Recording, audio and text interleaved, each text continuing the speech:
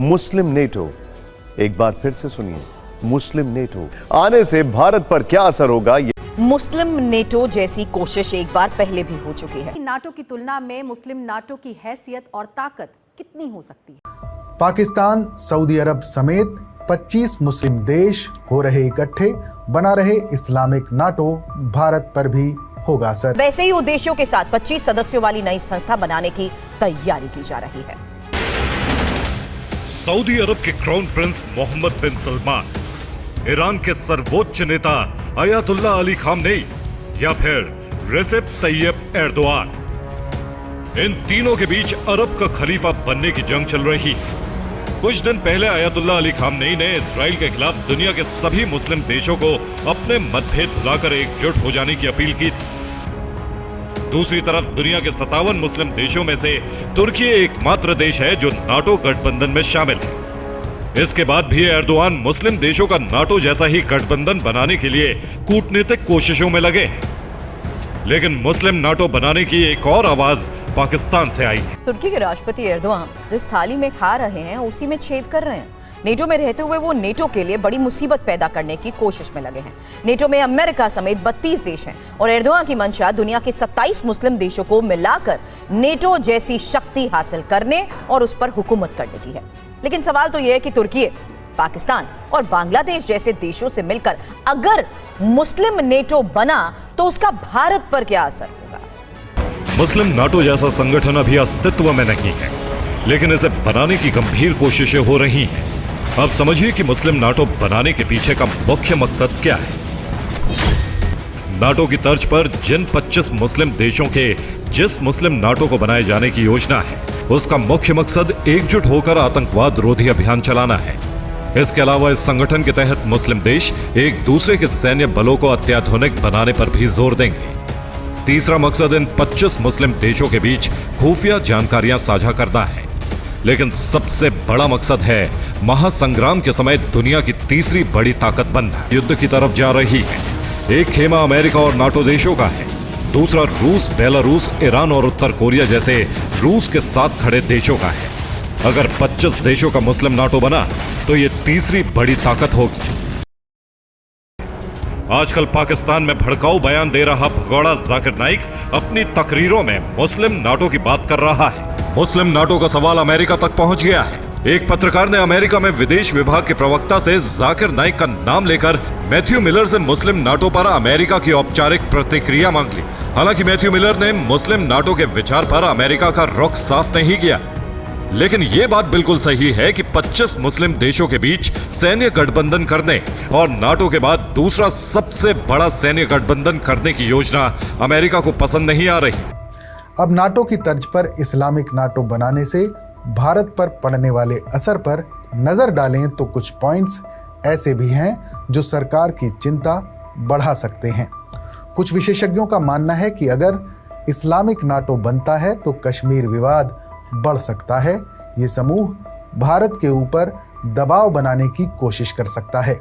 इस समूह के बन जाने से पाकिस्तान मजबूत होगा और सीमा पर सुरक्षा को लेकर परेशानी खड़ी हो सकती है। मुस्लिम नेटो में 25 सदस्य हो सकते हैं। इस नए समूह के कोर मेंबर की बात करें तो इसमें सऊदी अरब, पाकिस्तान, तुर्की, मिस्र, संयुक्त अरब अमीरात, जॉर्डन, बहरीन, बांग्लादेश, अफगानिस्तान और मलेशिया होंगे।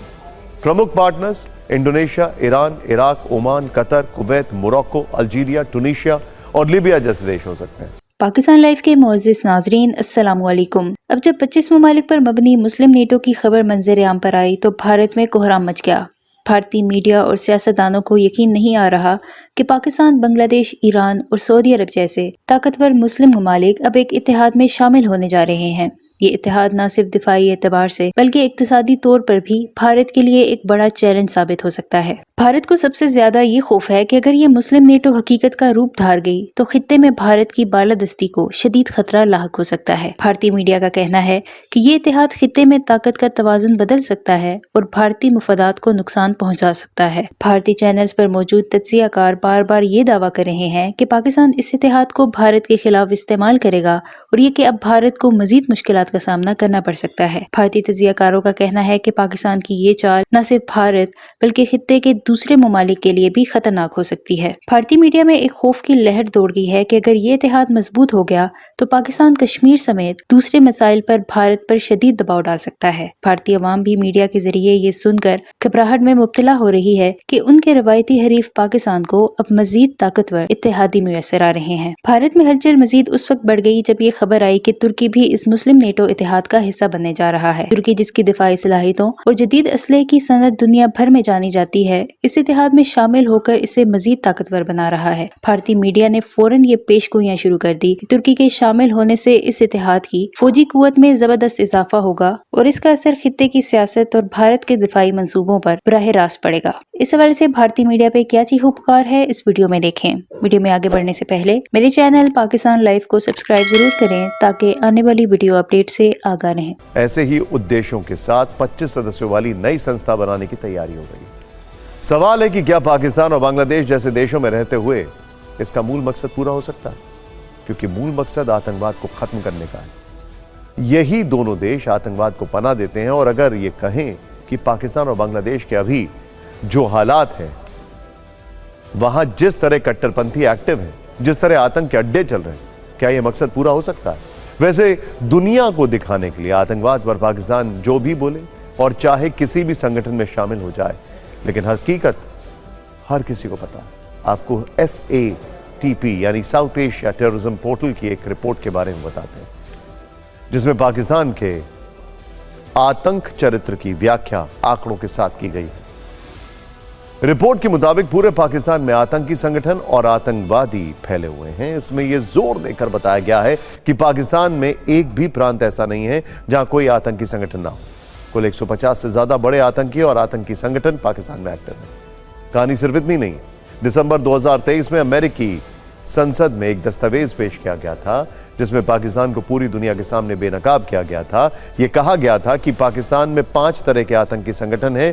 पहला जो दुनिया भर में हमले करता है, नंबर 2 जो अफगानिस्तान में हमले करता है, नंबर 3 जो कश्मीर में हमले करते हैं, नंबर 4 जो पाकिस्तान में ही हमले करते हैं, नंबर 5 जो शिया बहुल इलाकों में हमले करते हैं। सोचिए, जो देश 5 प्रकार के आतंकी संगठनों को शह दे रहा हो, उससे आतंकवाद के खिलाफ कदम में क्या उम्मीद हो सकती है? ऐसी असलियत बांग्लादेश की भी है, जो पाकिस्तान के कट्टर प्रेम में जमातियों का अड्डा बन चुका है, जहां दिन दहाड़े हिंदुओं पर हमले होते हैं, जिसकी सरकार में आतंकी इतिहास वाले लोग शामिल रहते हैं।